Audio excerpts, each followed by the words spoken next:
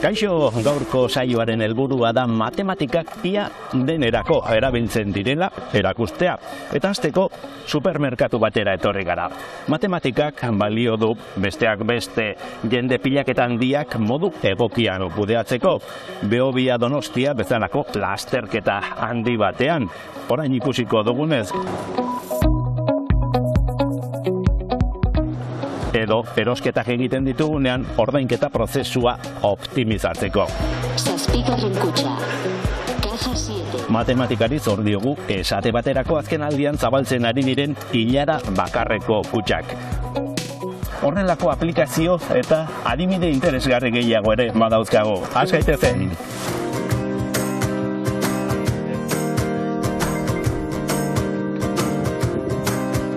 Matematiken buma bizitzen ari gara eta zergatia jakiteko Euskal Herriko Unibertsitateko Informatika Fakultatera etorri gara. Horrek berak pista bat ematen digu. Usue Mori Karraskalekin hitzordua daukagu, matematikaria da eta datuen analisian egiten du lan. Kaixo, matematikaria. Bai. Matematiken buma dagoela esan daiteke, matematikak modan daude. Bai, pixkat esan daiteke, bai. Pixkat modan jarri den gai bat badela, bai. Bai. Esaten den beste gauza bat da, arlo guztietan denean dagoela matematika eta matematikariak. Hori ere egia da. Bai, egia da, bai. Nik uste lehen ez genekiela oso ondo matematikak zertarako balio zezaketen eta azken urteetan bai ikusi dela, gauza gehienetarako balio dutela, eta orduan jundira txertatzen poliki arlo guztietan. Azken urteetan konputazioaren aurrerapenekin eta nik uste dut hasi dela posibleago izaten zenbait kalkulu eta zenbait konputu egitea, eta orduan horrek eman dio bultzada handia matematika aplikatuari. Alde batetik ahalmene teknikoa izan da, baina beste ze faktore bultzatu du aldaketa hori?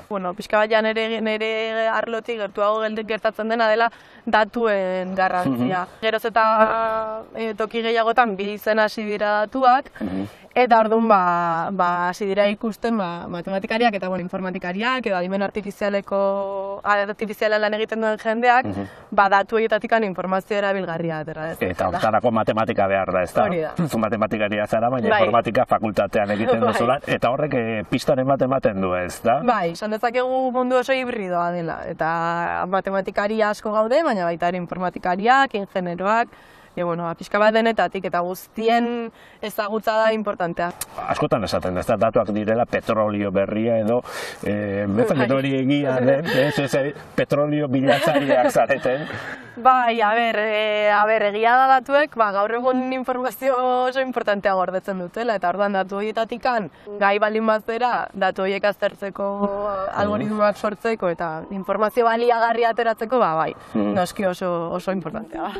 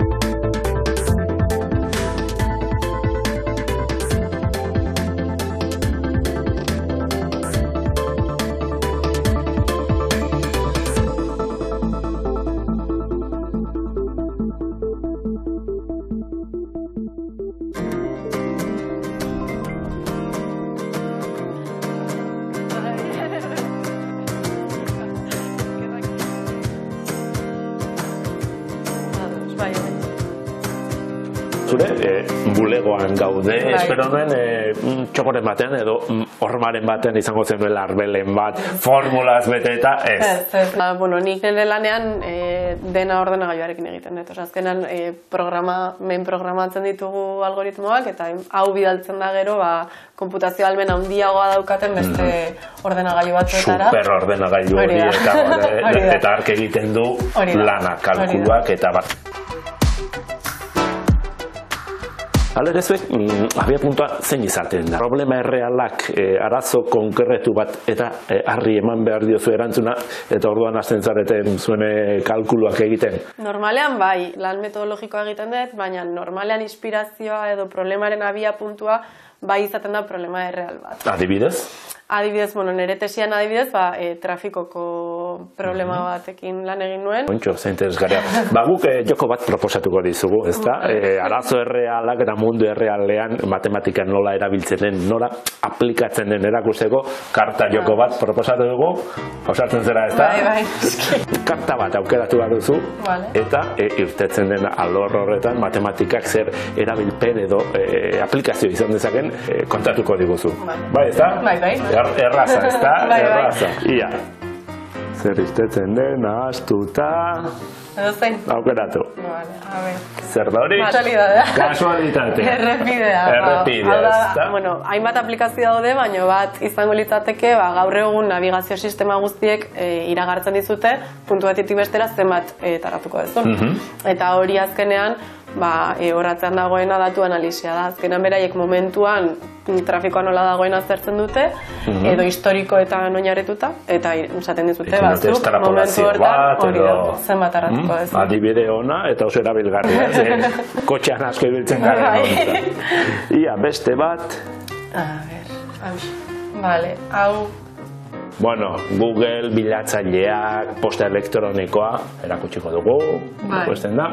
Adibide tipikoa jartzen dena da spam detektorea. Azkenean, guk e-mail bat iristen zaigunean, e-mail batzuk automatikoki spam karpetara joaten dira. Baina beste batzuk ez? Hori da. Horratzean daude algoritmo batzuk, e-mail asko aztertuta, spam diren e-mailen ezaugarriak nolabait identifikatzen dituztenak, eta horiek automatikoki karpetara eramaten dituztenak. Ikusten duzunez, matematikaz inguratuta gaude eta denetarako balio du, adibide gehiago geneuzkan, erosketak, komertzioa, osasun munduan hitz magikoa, gakoa, algoritmoa da, ezta? Eskotan erabili izan dut algoritmo hitza, baina ikusi ez. Aurkeztuko diazu algoritmo bat, mesedez? Bai, noski. Hemen daukaguna algoritmoa da. Hori, algoritmoa da, kontxo. Ikusten duzu, algoritmoa. Azkenean algoritmo bat, instrukzio zerrenda bat da. Adibidez, umeak batuketak egiten ikasten dutenean, jarraitzen duten prozedura. Algoritmo bat da. Algoritmo hauen berezitasuna da, problema zaiak direla, orduan algoritmo pixkat komplikatuagoa direla. Pauso gehiago. Eta ordenagailu batek egingo dituenez, ordenagailuaren hizkuntzan idatzi behar ditugula. Kasu honetan zertarako balio du algoritmo horrek? Hau da, finantzetako problema bat, IBEX 35ean, egun batean, prezioa gora edo bere egingo duen iragartzeko problema bat. Eskerrik asko matematikek zertarako balio dezaketen erakusteagatik. Bale, zuei.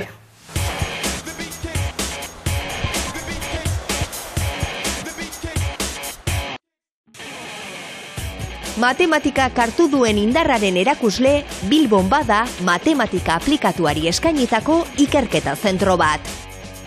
2008an sortu zen eta etengabe haziz joan da. Egun, 150 ikertzailetik gora daude bertan, 25 herrialdetakoak, eta askotariko arloetan aplikatzeko moduko ikerketa lerroak dituzte esku artean. Autoelektrikoen bateriak kargatzeko puntu berritzaileak garatzea helburu dutenak, aluminioa fusionatzeko prozesua optimizatzea bilatzen dutenak, edo metodo estatistikoak garatzen dituztenak besteak beste, osasungintzan hobekuntzak ahalbidetzeko. Lorenzoren tesia adibidez. con las mejorías que hemos desarrollado dentro de... Nire tesian garatutako hobekuntzak erabil daitezke esaterako Euskal Herrian COVID pandemiaren evoluzioa denbora errealean ezagutzeko. Baita bularreko minbiziaren inguruko ikerketan ere, hormonaterapien aurreko erresistentzia neurtzeko. Banesak ere osasunari lotutako proiektuetan lan egiten du, baina beste adar batetik helduta, optimizazioaren teoriak aplikatuz. Adibidez, txertoen banaketa hobetzeko moduak aztertzen ditugu, sexu bidez kutsatzen diren gaixotasunetan, esaterako giza papilomaren birusa. Lantalde honek berriz, industria arloko arazoak ebazten lan egiten du, eta ikerketa lerro nagusietako bat, itsasoko aerosorgailuetan zentratzen da. Alde batetik, diseinu fasean ezinbestekoak diren simulazioak azkartzeko lanean ari dira. Itsasoko aerosorgailuetako batzuk plataforma flotatzaileetan daude kokatuta, eta hortaz, itsasoaren eta haizearen baldintza desberdinei aurre egiteko gai izan behar dute. Baldintza horiek jasaten dituzten probatzeko simulazioak egiten dituzte. Simulazio horiek 3D izan ohi dira eta asteak behar izaten dituzte exekutatzeko. Ingeniariek plataformak diseinatzen eta optimizatzen ari direnean ezin dituzte asteak itxaron. Orduan, simplifikazioak egin ohi dira, bidimentsietakoak. Baina simulazio hauek ere geldoak dira. Ordu batzuk behar izaten dituzte eta horrek diseinu prozesua mantsotzen du. Hala, gure helburua da adimen artifizialeko teknikak erabiliz, simulazio simple batek duen denbora kostuarekin, hau da minutu gutxi batzuetan, bereizmen handiko simulazio baten zehaztasunak lortzea. Diseinu faseaz gain, mantentze lanei lotutako ikerketan ere ari dira. Izan ere, itsasoan kokatutako haize erroten kasuan oso faktore garrantzitsua da. Batetik, ingurune zail eta egoera meteorologiko gogorretan egongo direlako martxan, eta bestetik, edozein konponketa lan konplikatua delako. Operar en el mar es muy complicado. Itsasoan lan egitea oso konplikatua da. Faktore asko hartu behar direlako kontuan. Logistika hartu behar da kontuan, barkuen erabilgarritasun egoera, eguraldiaren eta itsasoaren egoera, lan egitea posible den denbora tarteak identifikatu, eta orduan osagaien osasun egoeraren monitorizazioa oso garrantzitsua da planifikazio hori guztia garaiz egin ahal izateko. Itsasoko parke eolikoetan gerta daitezkeen akatsen detekzioa fintzea beraz, egiteko garrantzitsua da. Jerai horretan dabil. Offshore aerosorgailuen ezaugarriak kontuan hartzen dituen berariazko simuladore bat sortu du. Akats mota desberdinak zein egoeratan sortzen diren antzemateko sistemak garatzea du helburuetako bat. Eta bestea, zerbaitek huts egiten duenean kaltea ahalik eta txikiena izatea. Askotan, akats bat egon arren, turbina funtziona baldau. Zu errepidetik zoaz, ez? Eta ikusten dauzuz, 10 turbina. Eta 9 badabiz funtzionetan, baina bat ez. Eta askok pentsatzen dute. 9 badabiz funtzionatzen, zeba bat ez dabil. Ba, igual da, zentsore bat ez dabilelako, eta orduan segiten da, dena moztu. Eta, baina, hori kontroladore on batekin egin aldozuna da. Beste neurketak erabiliz, zentsore horrek ematen dauen neurketa hori aldatu, eta turbina funtzionatzea zentsore hori barik. Seguraski askok gogoan izango bituzue irudi hauek.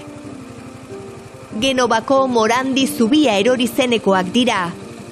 2018ko abuztuaren 14an gertatu zen. 43 hildako eragin zituen eta kalte ekonomiko handiak. Halako hondamendiak ez gertatzeko ere, akatsen detekziorako teknikak erabiltzen dira. Ana horien garapenean lanean aritutakoa da, eta orain zubiekin eskuratutako ezagutza itsasoan flotatzen dauden aerosorgailuetako akatsak antzemateko sistemetara eramaten ari da. Arlo batetik bestera eramaten saiatu behar garena da akatsak aurretiaz diagnostikatzeko gaitasuna. estos fallos. Zubien kasuan, egituraren zenbait puntutan arrakalak egon daitezke, korrosioa egon daiteke, eta turbinen kasuan, egiturako akats arruntak izan daitezke, ainguratzen lerro bat haustea, moluskuak haztea urpean dauden lekuetan, edo besterik gabe, urgazia inguru gogorra denez, egituran akatsak sor ditzake. En el componente estructural. Akatsak detektatzeko adimen artifizialeko algoritmoak erabiltzen dituzte. Sare neuronalekin lan egiten dute. Eredu bat sortzen dute eta egoera desberdinetako datuekin elikatzen dute. Irakasten diotena da itsasoko aerosorgailu bat ondo dabilenean nola dagoen, eta akats egoera bakoitzean nola jokatzen duen. Aukera ematen digu kalte egoerak simulatzeko. Ezin dugu zubira joan eta hautsi behar ditugun datuak sortzeko. Baina eredu adierazgarri bat egin dezakegu portaera simplifikatuko duena. Azkenean lortu nahi duguna da, egoera ezezagun baten neurketak sartuta, sarea edo algoritmoa gai izatea sistema ze egoeratan aurkitzen den esateko. Esatea, akats bat duzu lehenengo turbinan edo bigarrenean. Itsasoko parke eolikoek interesa handia piztu dute eta bultzada handia jasotzen ari dira. Baina aldi berean oso sektore berria da eta oraindik ildo asko daude ikertzeko.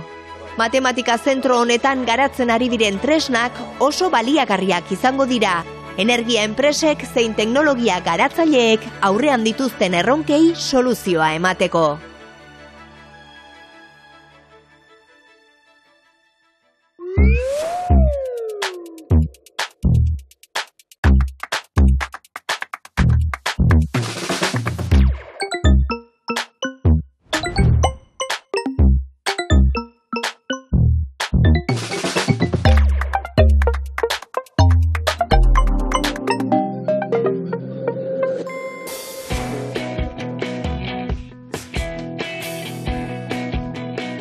Aurtengo Behobia Donostia lasterketan parte hartzeko asmotan dabiltzanek, seguru aski martxoaren 29 markatuta izango dute egutegian. Orduan zabalduko dute izena emateko epea. 30.000 dortsal egongo dira eskuragai eta aurre ikuspenen arabera guztiak salduko dira. Lehenengo edizioko 1021 korrikalarietatik izugarri handitu da parte hartzea. Azkundea baina ez da samurra izan antolatzaileentzat. Era kontrolatuan eta seguruan egiteko matematika ezinbestekoa izan da. Historia behar bezala kontatzeko 2002 egingo dugu salto. Orduan izan baitzen salgai jarritako dortsal guztiak agortu ziren lehenengo aldia. Garai hartan, inskripzioak egiteko epea lasterketa baino 3 aste lehenago irekitzen zen. Hala, parte hartzeko aukerari gabe geratu zirenek, astebete falta zenean jakin zuten. Jendea ohituta zegoen azkeneko astera arte aukera izatea izen emateko, eta segulako zalaparta sortu zen horregatik. Pentsa dezakegu, zegoela jendea, 12. aldea, 13. aldea, 15 urte daramat korrika, nola ez denet korrika egingo, ez? Eta alde batetik, ondo, ze ondo danak saldu dira, baina beste alde batetik oso gaizki, jendea, eta oso gertukoa, oso aserretzegoelako ez, egoeragatik. Marka guztiak hautsi dira gaur, 11.350. Urrengo urteetan egoera errepikatu egin zen. Edizioz edizio eskuragarri jartzen zuten dortsal kopurua handitu egiten zuten, baina inoiz ez zen nahikoa. Antolatzaileak beldur ziren korrikalari gehiegi egotearen ondorioz, lasterketak segurua izateari utziko tezion. Eta zer egiten zen, oso segurola, handituko ditugu 200 gehiago. 300, 500 asko jota, ez? Edizio batetik bestera. Gure aldetik antolakuntza modua eta erabakiak hartzeko modua oso tradizionala zen, ez? Bakoitzaren iritziaren araberako erabakiak ziren, ez? Oso subjektiboa. Eskaera guk eman genezaken eskaintza baino askoz handiagoa zen, eta ez genuen ikusten irtenbiderik. Eta orduan, sorpresaz, 2006an soluzioak kanpotik etorri zitzaien. Logistika master bat egiten ari zen ingeniari bat Joanes Muruak gerturatu zitzaien. Master amaierako lan gisa honako erronkari erantzutea planteatu zuen. Zer egin beharko litzateke Behobia Donostiak 20.000 parte hartzaile eduki ahal izateko? Lehen gerturapen baten, lehen aproximazio baten, karrera modelizatu genuen. Karrera ulertu, ze parte zitun eta ze puntu kritiko zitun ulertu. Eta karreraren ulermen analisi hortatik nolabait irudikatu genuen modelo bat. Modelo matematiko bat, zeinak zauzkan, komponente ezberdinak zauzkana. Lasterketaren une bakoitzean zegoen korrikalari fluxua aztertzerakoan, pilaketetan eragina zuten 3 puntu kritiko identifikatu zituzten. Irteera, ibilbideko hornidura puntuak eta helmuga. Azken honetatik hasi ziren lanean. Izan ere, helmuga ez da lasterketaren amaiera ezartzen duen marra bat bakarrik. Lasterketa amaituta, barrutitik irten aurretik, hainbat pauso ematen dituzte korrikalariek. Deskantsurako zona bat izaten da, janari eta edari hornidura puntuak daude, konsignak. Espero zan efektutako bat, zan, helmugako korredoren iritsiera tasa, ratioa, hau da, zenbat pertsona iristen dian helmugara minutuko, horrek egoera bat izango zula. Eta gure kezka berezia zan, ea, helmugak zaukan diseinuakin, horren beste pertsona minutuko tragatzeko edo atenditzeko kapazitaterik izango otezun. Horretarako ilarak matematikoki aztertzeko aukera ematen duen ilara teoriaz baliatu ziren.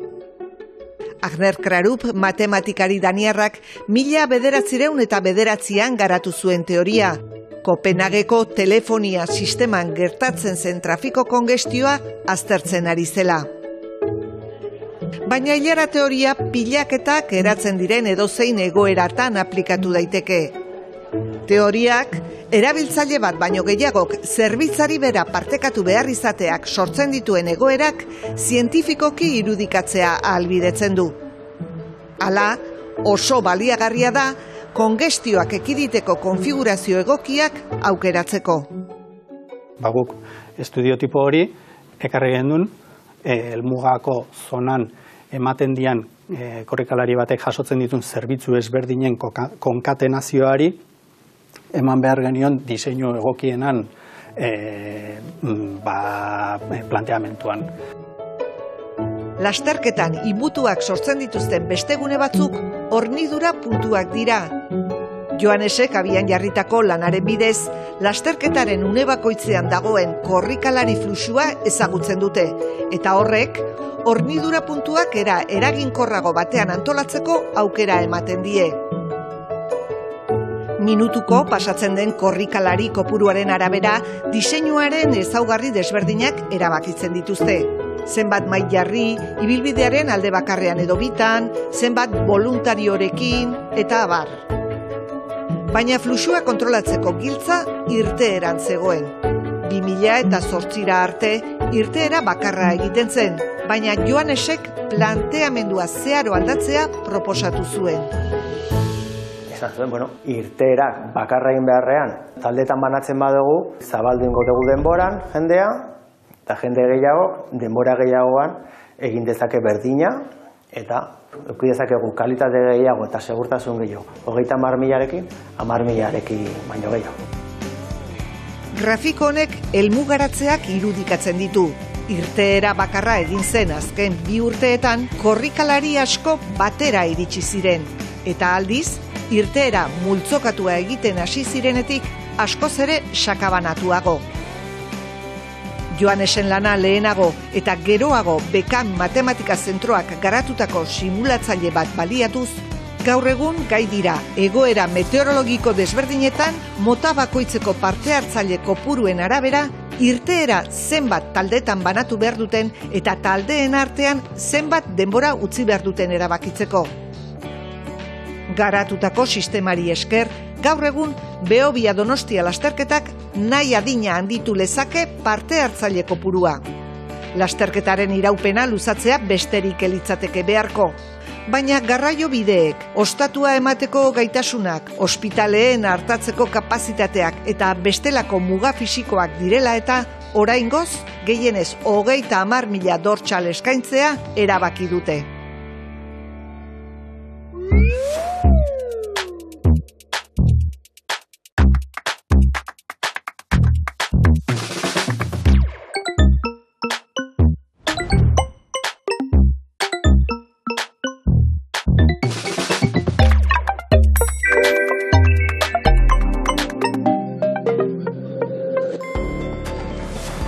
Matematika gure bizitzako txoko eta zirrikitu guztietan aurki dezakegula erakutsi dizuegu gaur, eta ohiko zeregin ugari errazten ari dela gainera.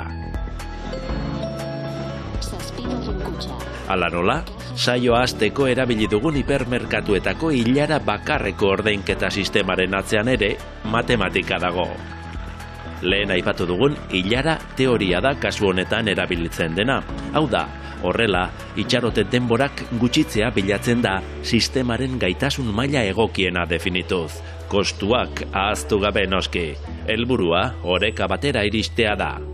Estudio bat ingenun horrekin, teoria de kolaso deitzen dana, erderaz, horrekin ikusita zenbat kaja iriki behar genitun eta noaino jungo zan kola ikusteko, animatu ginen piloto bat egitera.